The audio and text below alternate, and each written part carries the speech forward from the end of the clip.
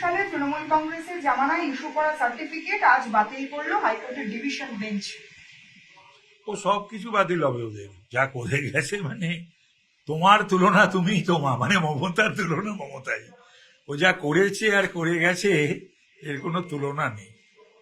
রোজই আমি বলি বিধানসভাতে, আজও বলেছি, ছেড়ে দাও আর সমস্ত বলে আর কি হবে। কিন্তু যে সমস্ত সাধারণ মানুষ যারা এই সার্টিফিকেট পেলেন, যারা এতদিন পর্যন্ত ব্যবহার করলেন, তারা তো ক্ষতিগ্রস্ত হবে। সাধারণত আসলে সাধারণ মানুষ নিশ্চয়ই সেটা একেবারেই হওয়া উচিত না। মানুষকে তো ওই সংস্থাগুলোর উপর নির্ভর করতে হয়, মানুষকে তো সরকারের উপরে, তারপরে লোকাল সেলফ গভর্নমেন্টের উপরে তো নির্ভর করতে হয়। তো তারা যদি এরকম ধরনের কাজকর্ম করে, খুবই দুর্ভাগ্যজনক। আর কি বলবো।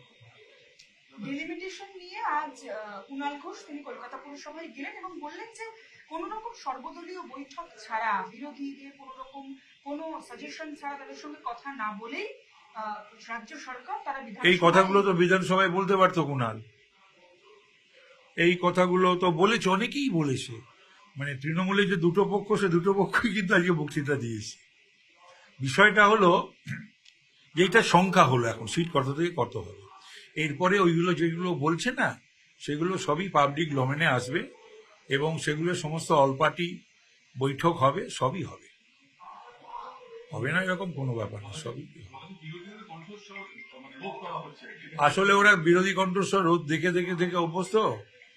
এবং বলতো মমতা ব্যানার্জি নিজে, তো মমতা ব্যানার্জি বিধানসভায় দাঁড়িয়ে বলতেন, এই চুপ, একটাও কথা নয়, মুখে লিউকোপ্লাস লাগিয়ে থাকো, যা বলছি শোনো।